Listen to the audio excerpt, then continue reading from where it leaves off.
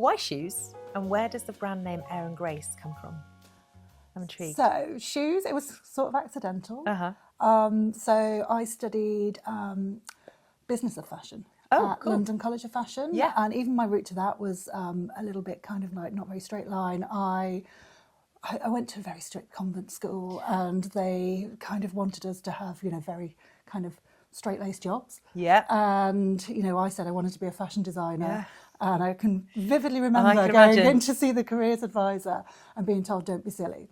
You're never going to be a fashion designer. That's not going to happen for you. I love to hear that, because I bet that spurred you into Yeah, thinking. absolutely. Yeah. But I just went about it a really strange way. I ended up going down the route of, what I was being told to do at school, which was like, I was really good at economics. I loved art, but, they just kind of pushed me into doing more kind of like, English and economics and very traditional subjects. And I ended up failing them all. Yeah. But I was originally going to go and do an economics degree. Yeah. And I think I just kind of thought, this isn't for me. Good. And ran away, basically. I went on a holiday and never came back. And you were what, 19, 18 at the Yeah, time? 18. Yeah, my mum was frantic. She was like, when are you coming home? And I was like, I'm having too good a time. I'm Yeah. not coming Yeah. home. So yeah, I did a few summers in Tenerife. Oh, I love it. Brilliant. Back in the day. Yeah. Just had the best time there. Yeah. Made so many great friends who are still my friends, 30 odd years later on. Yeah. But then I was like, okay, I do need to get my act together. And went back to the UK, saw an advert in the London Evening Standard. Okay, yeah. That's how long ago it was that we used to see adverts in papers. Yeah, and it was for a course at London College of Fashion. Amazing. And I applied for it, and I didn't need a portfolio, which is what was lacking in getting me into, doing design courses and stuff. So this was more of a kind of like business, fashion buying, merchandising with a little bit of product. Yeah. And I applied for that and I got in.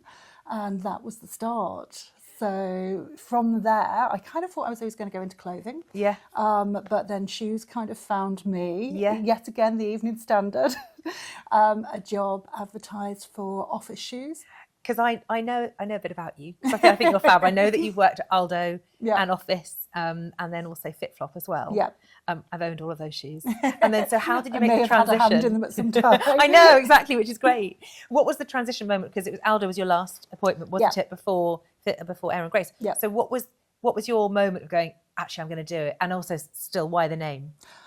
So I think I realised that I had fallen out of love. I had probably never been in love, but like I just wasn't comfortable with like the fast fashion model and disposable fashion. And it just wasn't right for me. I'd come from FitFlop, where it was very much about, it was very exciting and invigorating, and it was about doing something that was different. And then I went to Aldo, and it almost felt like a backward step for me, and it just didn't seem right. It didn't fit. So I decided like it was now or never moment. I was going to take the leap of faith, and decided that I would start my own business or attempt to start my own brand. And it was putting everything, I'd done 20 years in footwear, and it was kind of like, I'd worked for a comfort brand, I'd worked for fashion brands, and I kind of thought like, why is there a gap in between the two? Why is there comfort shoes or fashion shoes? Why can't we have both? And it was this whole thing about, like women designing for women. We know what we want. I went through so many range meetings and buying meetings, and basically it was, once you get to a senior level, I was the only woman in the room, and it was like men choosing stilettos. And it's the same with the underwear industry, isn't it? Men designing bras. I was just like, this is crazy. I want shoes that I can actually wear. Got it. That feel good, look good, they're well made, they're responsibly made. And I just had a vision to do something a bit differently. Well, thank you on behalf of women, because those men have never spent a night dancing in stilettos, and until they have, they may have done by now, but until they have, then they're not, in my eyes, when yours either qualified to design shoes for that we would wear. I mean, they can look good, but you've got to wear them. At the end of the day, a shoe was designed to actually, carry a person's body. There is engineering involved, and it needs to be comfortable. Otherwise, you're just going to be miserable all day. And what is the point in that? Absolutely, life's too short. It really is the biggest blend of form and function. It has to be purposeful, doesn't it? But then back to the name, so that's kind of where it came from, is that basically, it was a weird story in that a friend of mine was amazing. amazing, and she did my branding for me because she was starting a branding agency at the same time as I was starting my business. Good friends. Good friends. Shout out to our design agency. Nice. She would kill me if I didn't say that. And they basically, we were stuck for a name, and we had to launch. We were up against it. Okay. So we were on the phone to each other, just going through names and names and names, and like coming out with all sorts of crazy stuff. And she said urban pace. I heard air and grace. Oh wow! Just I love because that. there was a bad connection on the phone, and I was like, that's it. Air and grace, walking on air, but with grace. I love that. What a great moment. So tell me, how have we ended up in bed together? How did the French bedroom start? Oh, I love that question because I never know how far back to go. Well, it started 18 and a half years ago.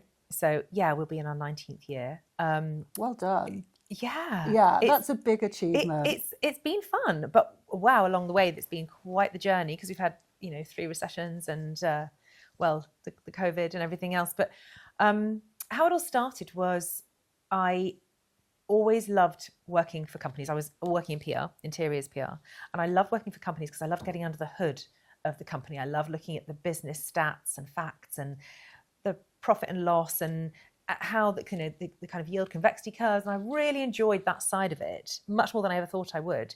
And so I decided quite early on, probably mid-20s, that I wanted to own my own business, but I didn't know what the product was. And I sort of felt that actually, a bit like PR, you can PR anything, whether it's a service or a car or a horse racer. I just needed to find what the product was I would sell, but better if you had a passion for the product. Absolutely. As I'm sure you know. So yeah, it was my 30th birthday and I'm quite difficult to buy for.